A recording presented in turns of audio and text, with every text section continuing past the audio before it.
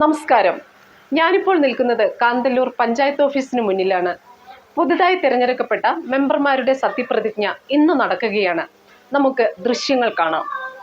ആദ്യം മുതിർന്ന അംഗം കന്യമ്മയാണ് സത്യവാചകം ചൊല്ലി സ്ഥാനമേറ്റത്.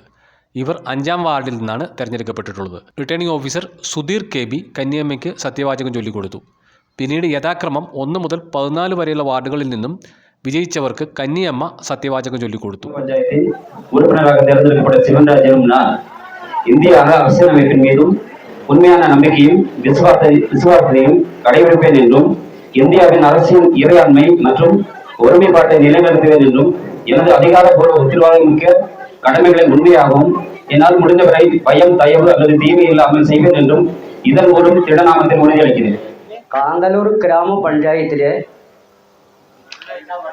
2-ാം വാർഡിൽ നിന്നും തിരഞ്ഞെടുക്കപ്പെട്ട ലക്ഷ്മണൻ എന്ന இந்திய அரசியலமைப்பின்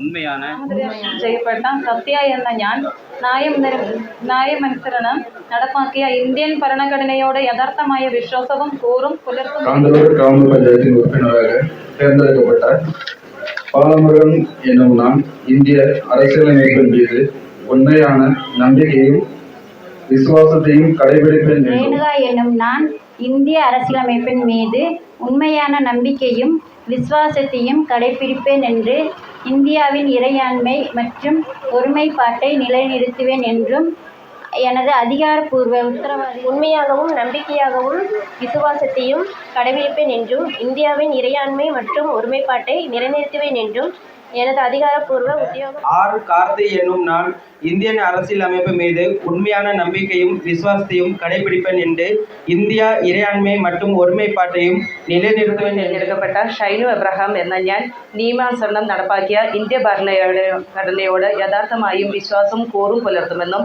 ഭയാശങ്കയോ മമതയോ വാത്സല്യമോ വിദ്വേഷമോ കൂടാതെ ഞാൻ എൻ്റെ ഔദ്യോഗിക கிராம பஞ்சாயத்து உறுப்பினராக தேர்ந்தெடுக்கப்பட்ட ரஹீம் என்னும் நான் இந்திய அரசியலமைப்பின் மீது உண்மையாக நம்பிக்கையும் விசுவாசத்தையும் கடைபிடிப்பேன் என்று இந்தியாவின் இறையாண்மை மற்றும் ஒருமைப்பாடு. ഗ്രാമപഞ്ചായത്തിലെ 12-ാം വാർഡ് വൈസ് മേയർ മെമ്പറായി തിരഞ്ഞെടുക്കപ്പെട്ട ദിനേഷ് കുമാർ ജി എന്ന ഞാൻ നിയമാനുസരണം നടപ്പാക്കിയ ഇന്ത്യൻ ഭരണഘടനയോട് ഗ്രാമപഞ്ചായത്തിലെ 13-ാം വാർഡിൽ നിന്ന് തിരഞ്ഞെടുക്കപ്പെട്ട രേണുക രാജേന്ദ്രൻ എന്ന ഞാൻ നിയമാനുസരണം നടപ്പാക്കിയ ഇന്ത്യൻ ഭരണഘടനയോട് യഥാർത്ഥമായ വിശ്വാസവും.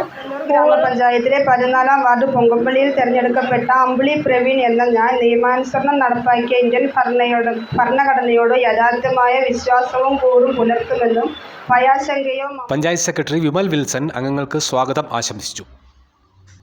സത്യപ്രതിജ്ഞയ്ക്ക് ശേഷം മുതിർന്ന അംഗം കന്യമ്മയുടെ അധ്യക്ഷതയിൽ ആദ്യ പഞ്ചായത്ത് കമ്മിറ്റി നടന്നു. പഞ്ചായത്ത് പ്രസിഡന്റ്, വൈസ് പ്രസിഡന്റ് തെരഞ്ഞെടുപ്പായിരുന്നു അജണ്ട. സർക്കാർ നിർദ്ദേശപ്രകാരം ഈ മാസം 27-ന് തെരഞ്ഞെടുപ്പ് നടത്താൻ തീരുമാനിച്ച് യോഗം പിരിഞ്ഞു. തിരഞ്ഞെടുക്കപ്പെട്ട LDF അംഗങ്ങൾ കാന്തല്ലൂരിൽ നിന്നും നേതാക്കൾക്കും പ്രവർത്തകർക്കുമൊപ്പം പ്രകടനമായിട്ടാണ് പഞ്ചായത്ത് ഓഫീസിലേക്ക് എത്തിയത്. മറയൂർ വിഷ്ണുവേണ്ടി ജിഷ കണ്ണാടൻ.